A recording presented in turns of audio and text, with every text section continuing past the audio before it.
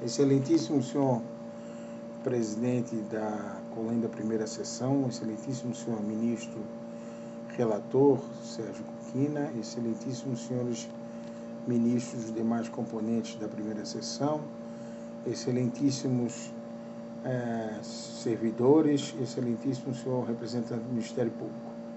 Os autos da reclamação 41062, o assunto invocado jamais foi em desdouro ou em quebra de qualquer mácula ou qualquer mácula em desfavor da imagem do eminente ministro Sérgio Kukina. Pelo contrário, o ministro Sérgio Kukina tem se mostrado, apesar de opositor das ideias, livremente convencido, as quais eu defendo e defendo em favor do direito, um nobre magistrado que tem me dado o direito de acesso à justiça com a limitação que ele impôs em razão, em que Sua Excelência impôs em razão do próprio ponto de vista que tem sobre a matéria. Mas eu não posso dizer que seja algo pessoal, não o é. O ministro tem sido um democrata, não persegue o advogado, e com isso eu quero separar o joio do trigo. O joio, efetivamente, o que me coloca em situação de combate é a questão da não investigação nas fraudes que foram cometidas ao longo da administração do Banco Central perante o BESC, que buscou evitar o exercício do direito estipulado no Estatuto, de acordo com a Lei 6404/76, a Lei 9491 de 1997, da qual foram obrigados a União e o Banco Central, sucessores do Banco do Estado de Santa Catarina, em emitir títulos da dívida pública federal em razão do capital investido com igualdade estatutária aos títulos da dívida pública, inclusive de serem assentes em calção de depósito. Este estatuto vigiu até 2005, sendo que a União assumiu o controle acionário do Estado de Santa Catarina em 2002. A grande questão é que isso é um direito vinculado à Lei Uniforme de Genebra, e para constituir validamente o direito é necessário a constituição em mora judicial, e foi feita entre os anos de 2002 e 2004. Pois bem, a União não reclamou, quedou silente, foi constituída regularmente em mora para evitar o pagamento. Em 2008, fez a incorporação do BESC com o Banco do Brasil. Aí contratou a KPMG para laudar e a auditoria e dizer que não havia qualquer demanda, sendo que as demandas existiam desde 2002 e 2004. A KPMG estava em fraude, o Banco do Brasil estava em fraude, o Banco Central em fraude. E, apesar de avisada, apesar de comprovada, apesar dos e-mails trocados entre a KPMG e este missivista, este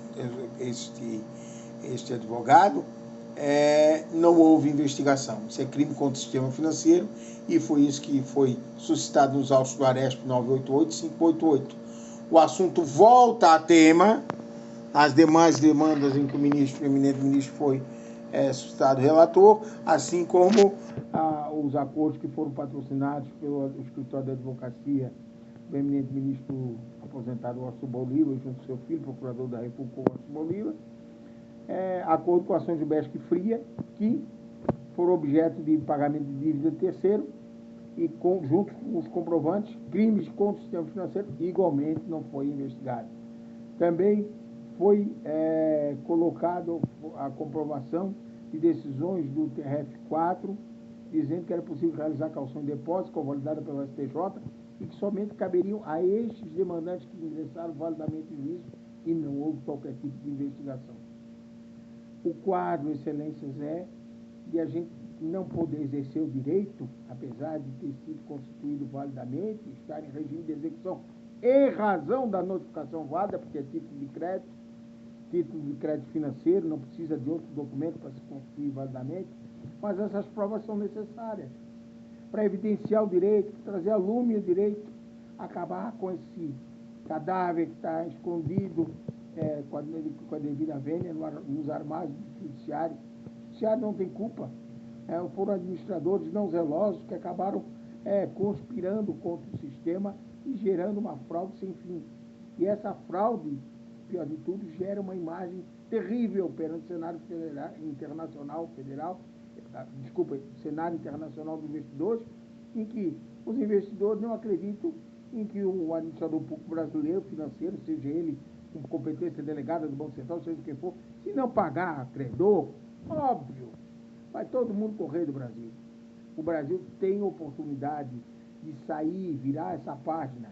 Para isso, essa discussão não é, reitero, contra o ministro, essa discussão é contra estes desmandos que precisam serem regovernados.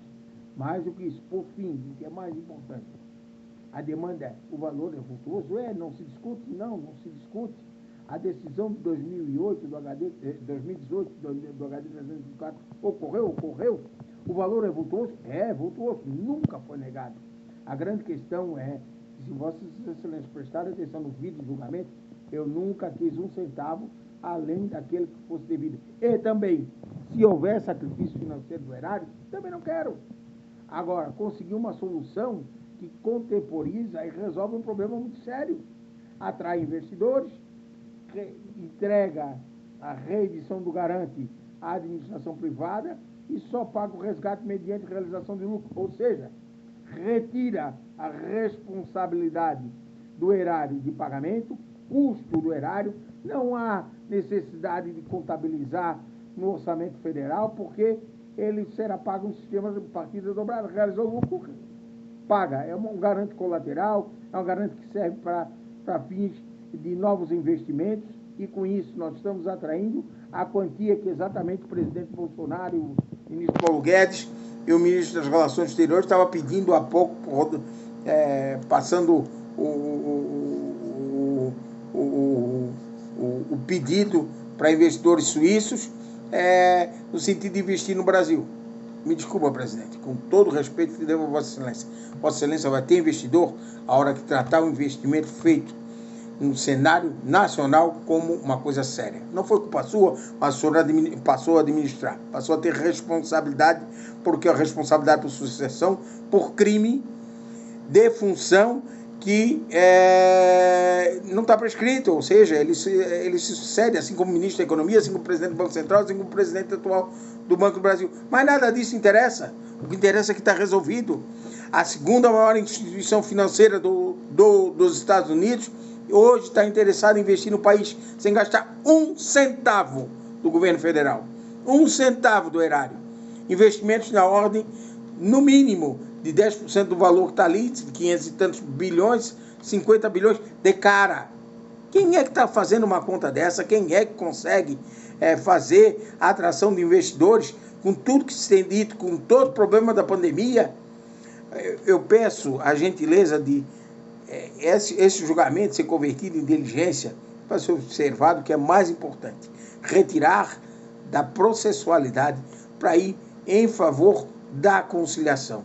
Essas questões que estão sendo demandadas não são tão importantes como é importante o acordo. Temos 8 mortos, temos 6 pacientes com doenças terminais, temos um cliente que é colega meu de formatura, Dr. Franco Lima, que sofreu um AVC, está entre a vida e a morte. Eu pergunto, será que isso não tem fim? E o gravame só aumenta? Com essas considerações, excelências, eu vou fazer essa sustentação oral antecipada, vou converter no link do YouTube e vou incorporar uma peça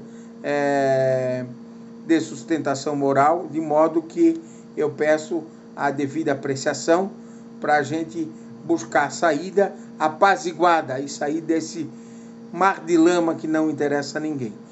Tenho, com essas considerações, um pedido de deferimento.